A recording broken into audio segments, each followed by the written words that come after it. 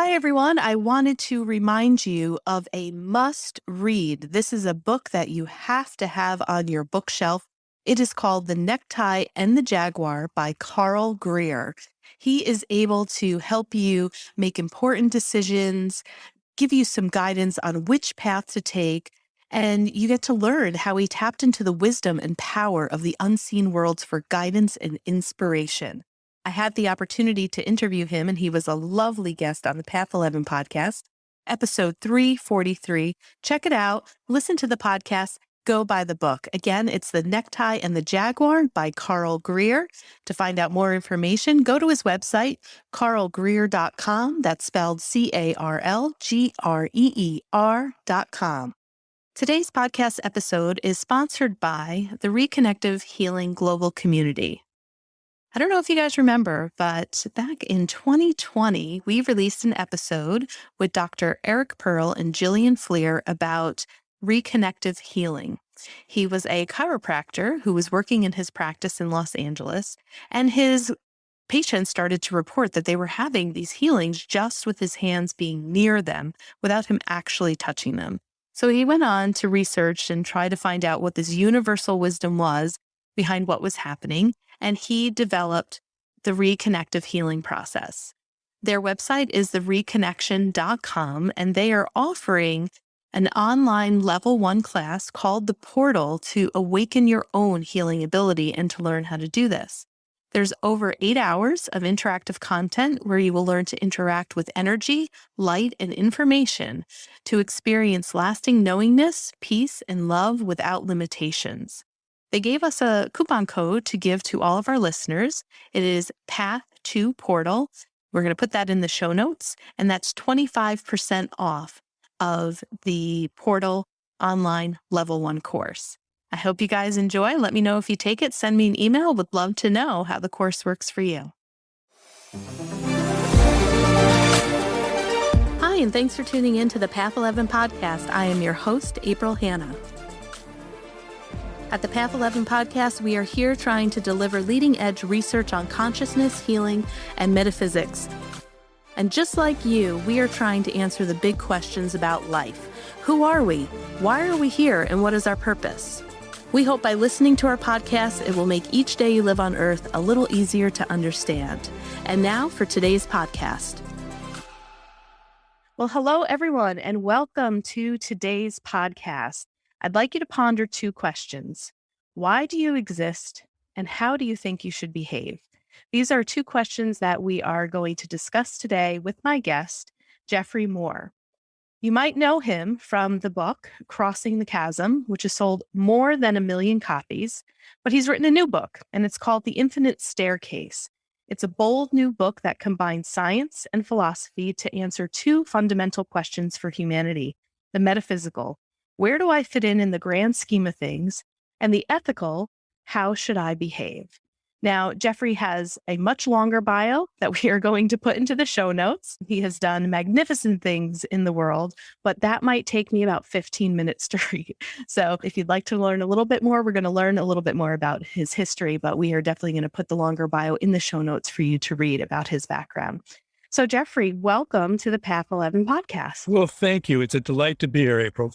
Yeah, so you've worn many different hats, and I usually like to start off with my conversation with people to just give our audience a little bit of your background. Like, why should they listen to you? Why should they read your book? So what's your credibility, and how do we know you really know what you're talking about? So, I'm not sure I do, but I think we mentioned that maybe there's some seekers on this broadcast. I think we're all thinking one way or another.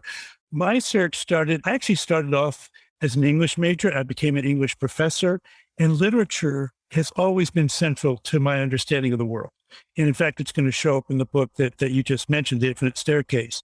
That said, in my 30s, our family moved back to the Bay Area, and I actually joined the high-tech industry.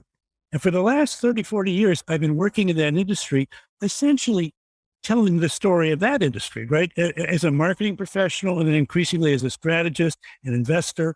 There's a series of stories around that. In parallel with that, way back in 1968, my wife and I began Transcendental Meditation. So there was a meditation theme that's always kind of underpinned the whole thing. And all my life, it's sort of like trying to connect the immediacy and the sort of concreteness of whatever it is I'm doing, whether it was teaching English or working in tech, with the more, grounding being sense of beneath that. And so this book was really kind of sitting in the background of my mind for, I don't know, decades. And finally it was like, okay, it's got to come out. And so that's why I wrote it.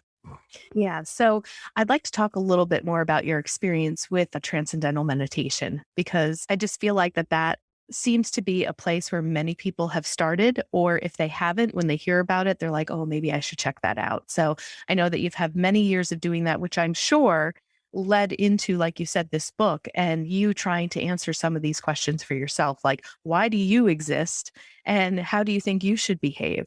So maybe can you talk to me a little bit about how that meditation practice began to open up this world of questions for you, and what have you really learned in answering those questions for yourself? Yeah, it's interesting. So the meditation, when we learned meditation, it was kind of grounded in Eastern philosophy. It was the Maharishis, it was the Beatles, it was a whole era. I think, and then more recently, it's become more common to talk about it as mindfulness.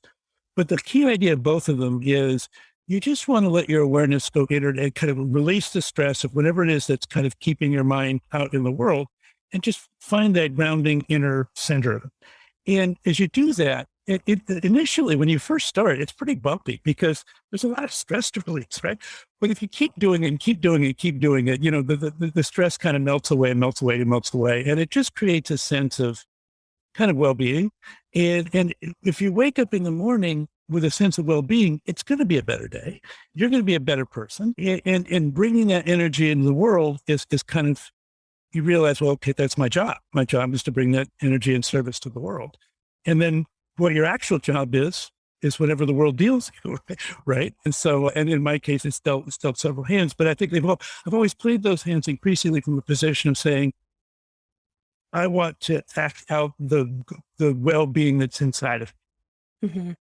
Great. Now, I'd like us to throw the term out, entropy. Okay. Because in your book, you do talk a lot about metaphysics. You have the metaphysics of Darwinism, the metaphysics of, I had the PDF copy and I have metaphysics of the three were the metaphysics of entropy, Darwinism, and then memes. Yeah. Okay. Yes. Yeah. So I have the book in a PDF version and I have a certain part of it up right now. So if I were to go through it, I would lose my spot there. But so I want to talk a little bit about this. And I know that we're not going to lose the audience because I know that they're interested in this. They've heard this term before. But when I think about entropy, and I'm going to have you define it, I'll define it in my terms and then you can define it in the right way. But when I think about meditation and I think about the word entropy, what I've come to understand is that, something that has high entropy is a high level of disorder, like a teenager's room, right? Or if we were to take a computer and disassemble it and have all the pieces on the floor, that would be high entropy. When we organize it and, take the tower back and we put it in and it's a nice structure, low entropy. And I kind of feel like when we move into meditation, what we're trying to do with our consciousness and with our soul is to have lower entropy, right? To kind of clear out some of the mind chatter, the monkey mind, the emotions, the feelings, and bring our emotional being and state to a lower entropy. And lower entropy gets us to the closer vibration of love. Whereas high entropy can also bring us to higher states of fear or disorder. So I think that's why meditation, we're kind of talking about it in physics terms. And if we're kind of throwing this fancy word out there, it's kind of a neat word when I first learned it to really look at my life and see what has high entropy in my life, what has low entropy, and how do I begin to lower it so that my life feels a little simpler. Minimalism would probably be low entropy. And a lot of people are familiar with, now turning to becoming minimalists, right? Living in tiny homes. So I wanted to kind of bring the entropy word in as we were talking about meditation, because that's important to also help people to realize how they should be existing in the world, right? And how they can behave with lower levels of entropy. So I'm going to turn it over to you to further. And so I love what it wasn't the argument I pursued in the book, but I love what you're saying. So it's really cool. what I was saying in the book is it's a weird thing. So we think of entropy, as we just described it, the more disorder there is, that's bad because we want more order. The irony is the world is on a journey from the most ordered thing it was, which at the Big Bang, the entire universe was like in a clamshell, right? And it's been expanding ever since, which means it's becoming more disordered ever since. But the irony is it's like a river. That river is flowing from high order to low order. But in the middle of it, all the living things, including you and me, we take some of that flow and we turn it back into order. And so when you say we take high entropy to low, that's exactly what we're doing. That's what all life does. It takes that move to disorder and just as a mill can kind of repurpose the energy of a river and turn it into work. That's what living cells do. That's what living beings do. And so the irony is just entropy is actually not the enemy. It's actually the energy of the universe, but we're redirecting it toward this state that you described, which is very cool, by the way. I never thought about going from meditation, going from high entropy to low entropy. I like the idea a lot. Yeah. And I remember in your definition too, it was a little bit different than I had understood it because you gave the example of fire, right? Isn't there something in there with fire? I'm not sure about that, but the point about entropy in general is the universe is always trying to get to its lowest energy state. These are atoms. These are not people yet. This is just atoms. And so remember, at the Big Bang, it was in its highest possible ever state ever. And it's been cooling off ever since. But basically, all the universe wants to do is chill. That's all it's trying to do. But in the middle of that chilling, we get these feedback loops that actually take that energy going in one direction and redirect it back into creating more order. At the end of the day, the whole key about entropy is there has to be more disorder at the end than there was at the beginning, or the world doesn't work. So there always will be more disorder somewhere. So when we lower that's a good question. If we lower the entropy inside ourselves, where did it go? I don't know. But I know that I do know from your point of view and my point of view, that getting centered and that notion of getting to it's almost like a ballet dancer getting set before they dance or a football player getting set before they run the play. The meditation allows you to get set. And it doesn't tell you the play to run, but whatever play you run, you're probably going to run it better. Right. Well, and you bring up a good point too, like how there always has to be some sort of disorder, right? Like I always think about Earth as being very dualistic. And even if you have tremendous amounts of calm within you, right? Or you've been like this expert at meditation, or, you're, who knows if you're at this state of enlightenment, there's still disorder around you, right? It's not like you can have this calm, right? Or this low level of entropy with a lot of disorder around you. But if you're here on Earth, there's always going to be a level of that disorder, and because life still happens, even if you're chill and you're relaxed and you have all these coping skills and you're a great meditator. As soon as you go on Facebook, it's gone. Right. It's gone. Or, or if your wife dies, or, we're going to talk about death too, it's like, it will still come in and it may not create as much disorder for some as it would for others, depending upon what their practice is, how in touch they are with their consciousness and their emotional states. But you're right. It's like we can't exist without it, even though we would probably love to in many ways. Well, so then what we can do is we can do our best to have it not overshadow us.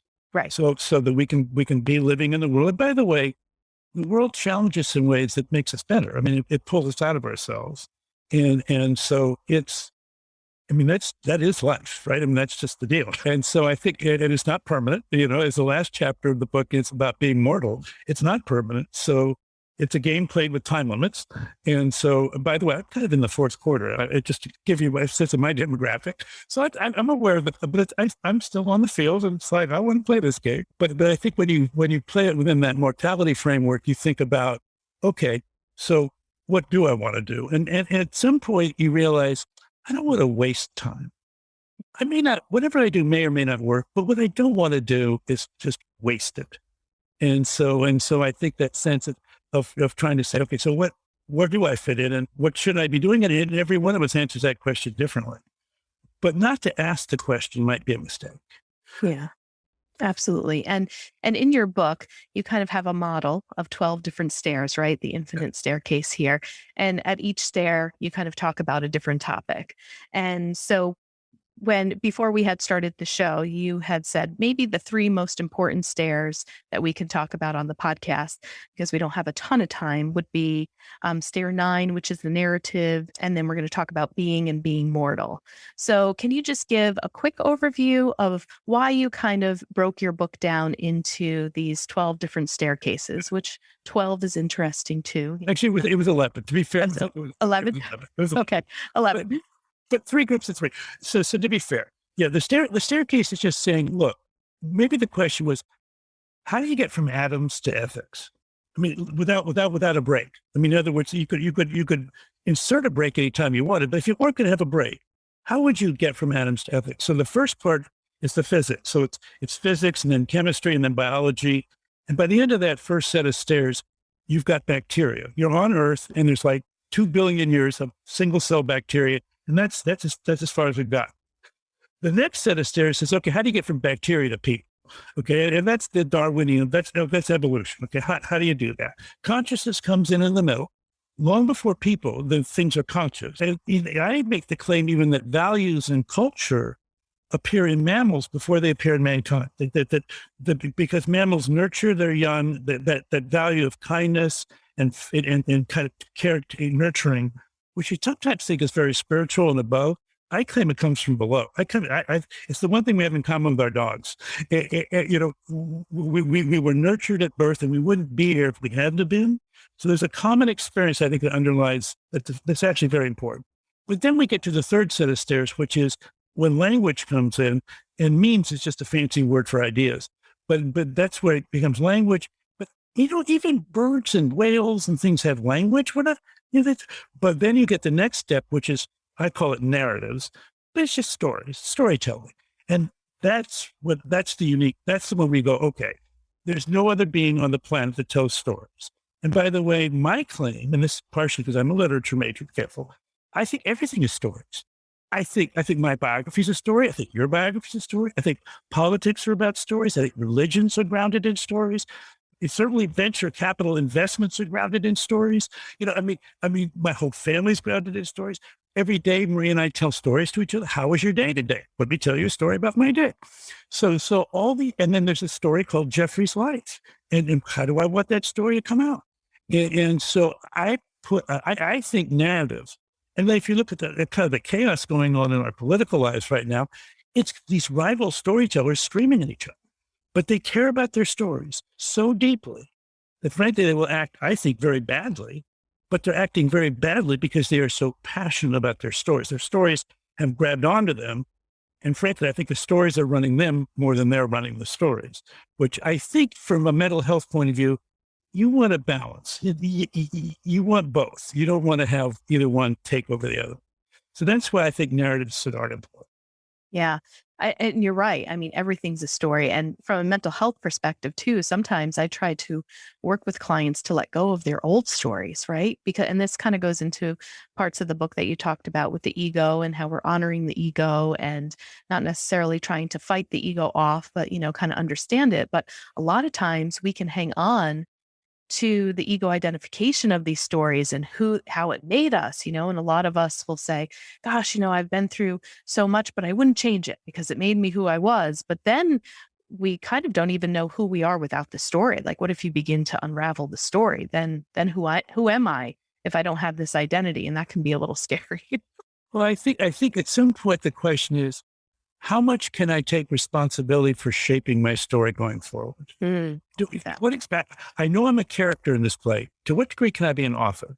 And the answer is not 100%. You cannot be you can't dictate the terms of your life. But on the other hand, it's not 0% either.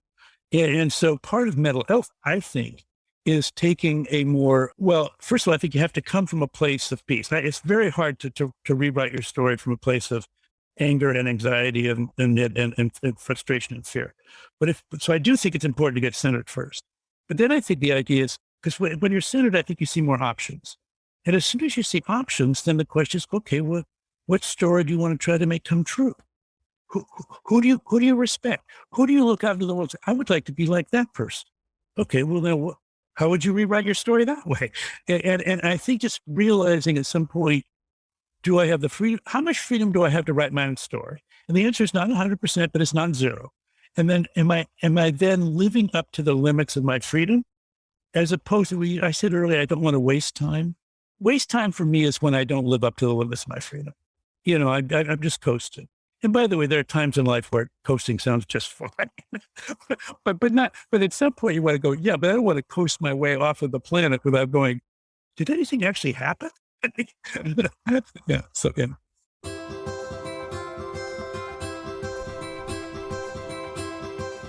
Hi, everybody. I wanted to just take a quick moment to tell you about a beautiful divination deck of cards that you can get your hands on.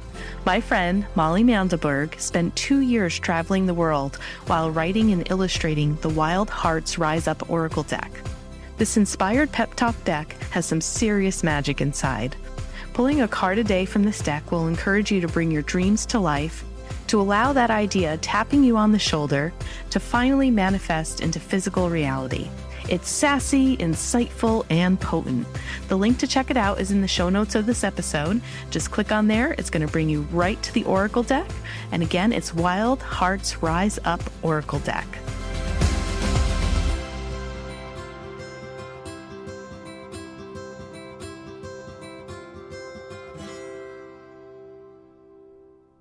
And I want to go back to the language thing because there was one sentence in your book that I absolutely loved. And I see this happen a lot, especially when I speak to people who have had near-death experiences or maybe have had some sort of spiritual awakening that they can't quite put into language. And you said, nothing transcendental can be experienced once language has been introduced. And I was like, oh, yes, that was like beautiful. And so many people that have come on this podcast because they are trying to put into words these really amazing spiritual experiences that have changed their lives.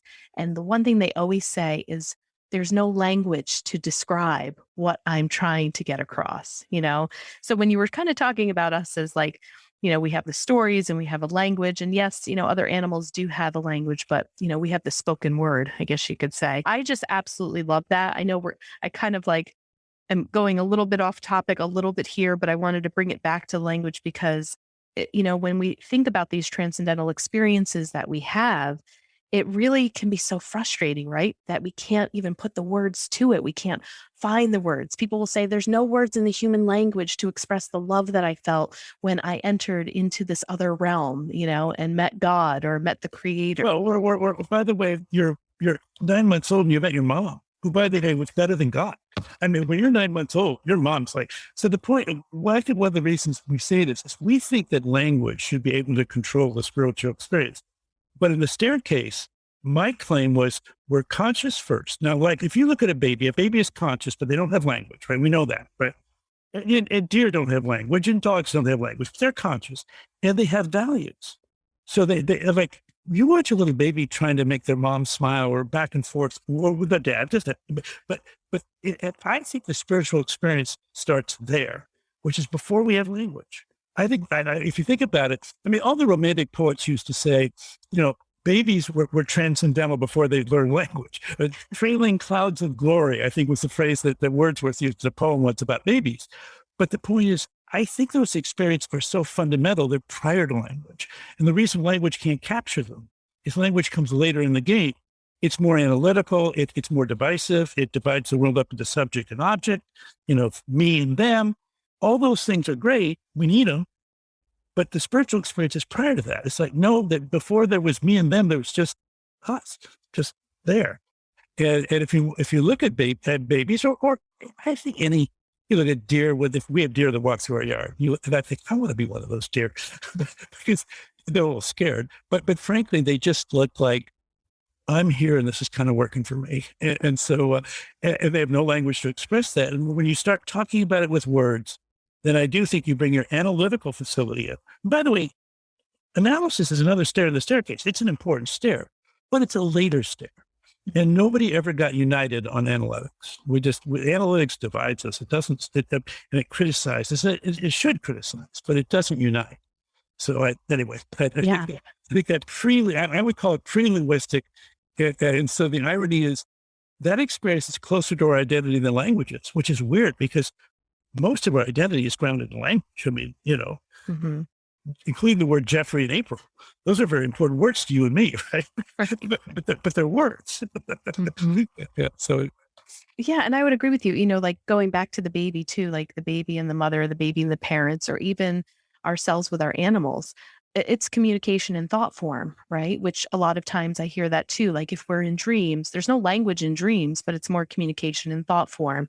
Same thing with some of these, magnificent spiritual experiences that a lot of NDEers had, or people that go out of body and, are having experiences in the astral plane, is that there's communication, but it's not language. It's just that intuitive thought form that we're able to pick up on. And giving the example of the baby is perfect because the mother becomes in tune and understands and can hear what the cry is or the facial expressions. Or with our dogs, it's like, okay, he's acting funny. Maybe he needs to go outside, and there's no language there, but there is. It's just, I think I remember when we were talking about meditation back in the days, we used the phrase consciousness. And the idea of consciousness was you're fully aware, but you're not linguistic. Okay. And I think that's a very good description of the transcendental state. For me, there was always a group of people in the meditation group that were going to have some like just theatrical experience with transcendental state. For me, it was just the opposite. Most uneventful thing that ever happened in my life. But it's just you're just being aware. But the thing is, you're being aware, and well-being is present in that awareness, and that's such a gift. And I think that starts again. I think it goes back to our nurturing as a baby. We were given that gift by our mothers, or whoever cared for us, mothers, fathers, whoever it was. Because if we were not nurtured in that completely giving way, we couldn't have survived. I mean, a baby can't survive by itself, right? So we get a whole grounding the first year of our life for sure, and frankly, really, the first several years of your life. You're just given so much. I think that's part of what I think that experience is about. yeah. Now I want to go to the being mortal. Without death, we would not exist. And then let me hop over to my notes over here. You quoted a physician. Is it pronounced Gandhi? Yeah, no, Atul Gawande, I think it is. Yes, Atul what I call being mortal. Yeah, being mortal. And that was interesting too, because it was connected to with working with people in hospice, right, at the end of life. And I just kind of wanted to read the 4 questions that you also quoted, because you said these are great questions. I totally agree with you that you shouldn't just ask at the end of life, and you talk about the different stages. And like you admitted here on the podcast today, you're in stage 4, right, of life. But I think these are really great questions, and I wanted to share them with the audience and have you talk about them. Before we do that, Yep. I want to speak to that one. What did I mean when they said without death, we wouldn't exist? Let me put that in place. Okay, let's go there. Yep. Because, and then we'll get the 4 questions, sure, I think really critical. That's the whole point, really. But you say, well, look, if you buy into the secular story of the world, that Darwinian evolution, you say, okay, so we're a product of evolution. Evolution, we know, is a product of natural selection, right? And natural selection are life and death encounters in which the fittest survive and they become more evolved. If there's no death, there's no natural selection. That it's impossible. If there's no natural selection, there's no evolution. That means we're back to bacteria. If there's no evolution, there's no us. You, me, our dogs, my house. It can't exist without it. So the point I made in the book is because it's really weird, because we fear death, and death can hurt us deeply, particularly when people we love die. But without death, we couldn't be here. So it's like I said, real death is both of things, which was a very weird sentence to write. But it was like, okay. So therefore we can't, because I think as a part of us, it just wants to reject or rebel or repel death or not think about death. And certainly I don't think about my dying. And some point you got to go, dude, that's the game. So you can't deny the game. You play the game, but you can't deny the game. And so that's what got to the 4 questions. Yeah, no, so right. And I actually had a conversation with a client of mine yesterday, and it was kind of specifically on this topic. My client had admitted to watching a little too much news. And you and I were recording this a day before September 11th. So this is probably going to air in a couple of months. But she was feeling very anxious because the news is reporting that we may have another attack on September 11th. It's the 20th anniversary, just feeling very fearful about the pandemic and COVID and where she lives. There isn't a lot of food on the shelves. And, all of this fear. And it just feels to me, some of the theme in working with a lot of people that struggle with anxiety, and the pandemic has, if you already had underlying anxiety or past trauma, or don't have a great relationship with death, this is a really hard time to also, live in on top of it. So I'm seeing like people's anxiety is just off the charts. And basically the conversation came back to, well, what's your relationship with death? How do you feel about dying? And then that led into a conversation about her faith and where she can put some of the fear. We went back to her faith. But really, once we started talking about, well, how do you feel about death? And because it just seems like everyone is trying to outrun death right now, especially in the pandemic, right? Yeah. Am I going to get this COVID thing? Am I going to get the Delta? If I do, am I going to be a person that survives? Will I have to be hospitalized if I get the vaccination? Am I going to have side effects? First, will be blood clots. Will I die if I get the vaccine? Like everyone, like death is like here saying, hey, everybody, I'm here. Let's talk about me, Yeah, but to be fair, look, evolution also selects for beings that fear death, right? I mean, that's what the people that ran away survived, right? So it's this weird situation where, evolution selects for avoiding death, but what's weird about human beings is because we have language and narrative, we can tell ourselves stories about death. We can worry about death when death isn't present. And that we're the only species that can do that. No other species can worry about death if death is not present there too, but we can. So then, and it gets caught up in our narratives, and so it becomes very important. And I think what you were doing with your client was what I would call exerting narrative control over fear. In this case, fear of death. The fear, you can't take away the fear. The fear is there, but you can exert a narrative control over it. You can also bring yourself to a place.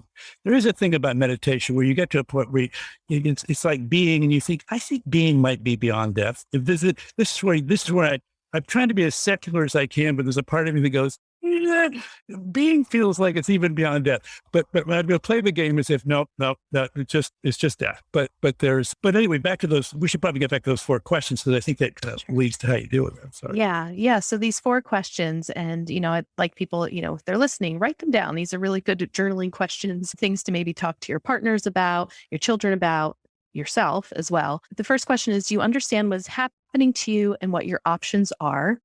What are your biggest hopes and fears? What are your goals? What are trade-offs you are willing or unwilling to make? And is the course of action you are pursuing consistent with your answers to the prior questions? So there's 5 questions there. So, this, like you said in your book, was a physician that wrote a book called Being Mortal. And these were questions that he would ask people that were in hospice and facing their death. Right. So go ahead. And by the way, that's really, if you ask someone in your family who is, in hospice or what I call being mortal part 2. Being mortal part 2 is when you've had something happen to your body and you're now fighting a delaying action. Being mortal part 1, which is kind of where I still think I am, is you're old enough to contemplate mortality in a serious way, which I think is pretty late in life. There's a lot of things to worry about. Frankly, when you're raising children and try to get a job and it's like, yeah, I'm mortal, but honest to God, what's for dinner? I mean, so there's a ton of stuff to worry about. But at some point you say, okay, you get involved with ideas of legacy and impact. And so those same questions which you would ask a person in hospice, do you know what's happening to you? And do you know what your options are? And that's really important to somebody if they're on life support or something like that. Well, you back it up and you say, okay, but you're perfectly healthy. Do you know what's happening to you? Do you know what your options are? And the truth is, as a therapist, that's almost, in a sense, that's the question you ask every one of your clients every time. Do you know what's happening to you? And do you know what your options are? And then the second thing is, okay, so what are your goals and objectives? And goals and objectives are things that we use. This is one of language's greatest tricks, which is you can structure your narrative by putting in place goals, and then you create a plot. And now you're the hero in a plot that's trying to get to a goal, right? And you have objectives. And am I getting the goal or am I not getting the goal? And not only does that create structure, but it also creates direction and it creates purpose. And if it has the potential to create meaning. So it's a big deal. Okay? Then the third one is, what are your fears? What are the things that are holding you back? And because those again, we don't get to choose those, but we can manage the narrative. But it's really important to surface them. And again, that's probably is most of your job. If I think about it as a mental therapist, because we don't want to surface them. We want to keep them down there, but you can't deal with them down there. You got to bring them out here. And then I forget what that fourth question is. Read me back the fourth question. Yep. The fourth question is, what trade-offs are you willing or unwilling to make? Which is a great one. And of course, by the way, Gawande in his book is talking to his dad, and his dad's very near end of life. And the question he wants to make is like, Dad, at what point is it just not worth going on? And his dad says, if I can't eat ice cream and watch a baseball game. So that was his trade-offs. But you realize, so if you back that up and say, well, what trade-offs are you willing to make? Because for a lot of our lives, we make a lot of trade-offs. We stay in jobs that we don't really like, or we might stay in a relationship we don't like, or we persist in letting somebody do something to us we don't like. But at some point, enough's enough, right? And so I think, what trade-offs are you willing to accept versus not? And then are we actually, this is why I love you said journaling, because a journal is a great place to ask yourself that last question. Well, am I doing what I want to do, or am I not? And the nice thing about a journal is you can be really honest in a journal, maybe more honest there than any place else you could be. So it's a great, and by the way, I think most of the time the answer is going to be sort of, kind of. I'm sort of making some progress. Nobody says I'm crushing it. And unfortunately, there are times when people say I'm totally lost. I think that's actually a lot more common than I am king of the world, or, the Titanic, Leonardo DiCaprio at the top of the Titanic. But I think most of the time we're kind of in the middle. And so what the journal helps you do then is say, okay, I'd like to move up a little from the middle. I don't have to be, at the top of the world all the time, but I'd like to lean in. I'd like to move forward. I'd like to feel a little bit better about what I'm doing, make a little bit more of an impression on the world, whatever it is. Yeah. Let me ask you another question too about fear. So you had mentioned earlier, and I don't think these were your exact words, but that, the fear is there and we can't necessarily choose it. But what if somebody does overcome a fear and no longer has a fear? Do you believe that fear can be conquered and that you can actually lose certain fears, or maybe even lose the fear of death? Yeah. So I think, yes, absolutely. So what is fear?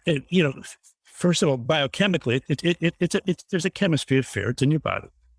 And so you can, and it's a hormonal, it's one of these hormonal cycles. So yeah, I mean, we know that there are chemicals like oxytocin and serotonin and these various neurotransmitter stuff that actually reduce fear, and that people take psychedelics frequently and transcend their fears. Mm-hmm. So yeah, you could reconstruct that. The fear is a narrative. I think of fear as a narrative that is tied to a set of experiences, whether they were real or imagined, doesn't matter. That now that has taken over a part of your being, a part of your consciousness. And if you don't find a way to release it, it's like an anchor. You can't get past it. But yes, I do think you can get past it. And there are the people that do desensitization. They do that whole thing about look at pictures of spiders to stop being afraid of spiders. I'm still afraid of spiders myself. But the point is, yeah, I think there are ways to, and I think it's important to do it. I think it's important. Yeah, because just when I think about the topic of fear of death, every person that I have met that has had a near-death experience, it was kind of funny. One woman said, all of us can't wait to get back, and you don't want to leave, and these people really have no fear. I mean, it's just they're in this beautiful state of peace. At least it appears, well, the majority have this greater understanding. Yeah. To me, it's very close to the meditative state. It's the same idea, which is you're back to being. But one of the senses that helped me was, you say, look, every living being, the planet's been here for 4.6 billion years. We've had life on the planet apparently for 4 billion years. Every living thing that's ever been has died. No exceptions. Okay? How bad can it be? I mean, I'm sorry. Every squirrel, every deer, every dog, every person, every mosquito. I mean, come on. How bad? I don't know what it is. I have no idea what it is. But come on. How bad can it be? Well, let me ask you this as we close. Okay. Some messages to give our listeners. Like, why do you think people exist? If we go back to those two questions, how should I behave? Why do I exist? How would you kind of sum that up to answer those questions for people? Yeah, but I think there's a kind of the three stairs. The first thing was, why do I physically exist? And that was that whole thing about entropy, and how entropy can be repurposed to create order, and eventually you create a living order. And then that second one was kind of like, why human beings, and that was the Darwinism, and that was a natural selection. But I think the place where it grounds most important for me was the third thing, which is, why do I exist in the sense of what stories am I involved in, and what am I acting out? And I like to think of the self as a character in a multiple set of stories. And some of those, they're associated with different social groups, it's associated with different ambitions, different dreams, but they're stories. And so the why for me becomes, my why is I am here to act out a certain set of values as a character in a certain set of stories. And some of those stories I think are more important in terms of what they give to others, and giving to others is a big theme for me. So that's kind of the stories I want to emphasize on the most. And then in that context, how do I act best? For me, ethics started with actually admiring other people. Who did I want to be like? And I had some teachers, and I had some parents, and I had some friends. Those are people I want to be like. And then over time, I was able to sort of abstract and say, well, what does that mean? I mean, like, what are they doing that's different than what other people are doing? And that's where I think your ethics start coming in. I make a point in the book, a lot of my ethics actually came from watching TV as a kid. And I used to, at that time, TV was fairly new, and it was all Westerns. So it was Wyatt Earp and Maverick and Rifleman and Cheyenne. There were like 20 of them. And I watched them all, followed them. And they were all the same plot. It was all, it was kind of a good guy, and there were bad guys. And the good guys beat the bad guys. And so that was kind of my ethics. But then, as you sort of, and then I went to church, and I learned about that Christian ethics, which, by the way, my ethics are, as far as I could see, Christian ethics. So I love that. But I think at the end of the day, where it landed for me eventually was, ethics are how you stay in character for the character you've chosen to be. And so therefore, even if there's nobody else in the room, there's still ethics in the room, because you still need to act out your character. And so that was where it came from. Lovely. Well said. Well, Geoffrey, thank you so much. This was a great conversation. I feel like we actually covered quite a bit in our time. It flew by, which always means I'm having fun when I'm like, oh my God, I can't believe it's almost over here. But can you let our listeners know where they can find more information about you, where they can buy your book, your website? Sure. So the website is called The Infinite Staircase by Moore, and it's probably in the show notes somewhere. Amazon, obviously, The Infinite Staircase on Amazon is where the book can be gotten. And on the website, I have a blog, but my first blog, there's a famous painting by a guy named Magritte, and it's a painting of a pipe, and underneath it says, "This is not a pipe." And his point is, it's a painting, it's not a pipe. So the title of that blog is "This is not a blog." Because my feeling is, I got to write the book. You don't need to hear more from me. You need to hear more from you and your peers. So when I want the blog to be is a dialogue, I want people to come and say, hey, look, this was fine, but I don't agree with this. And here's what I think. And, I just want to keep that much dialogue going. So that's all on the blog on The Infinite Staircase by Moore. It's where it's going to be.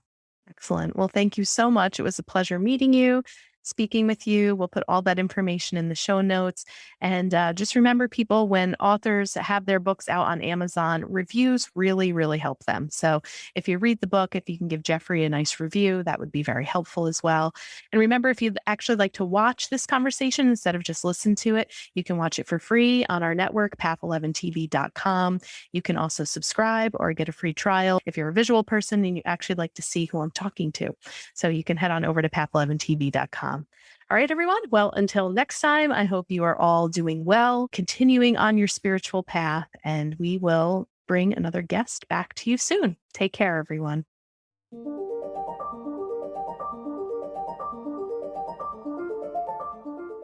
Thanks so much for tuning in to today's show. If you haven't already, please subscribe and rate and review the Path 11 podcast in Spotify, Apple Podcasts, or wherever you listen to your podcasts.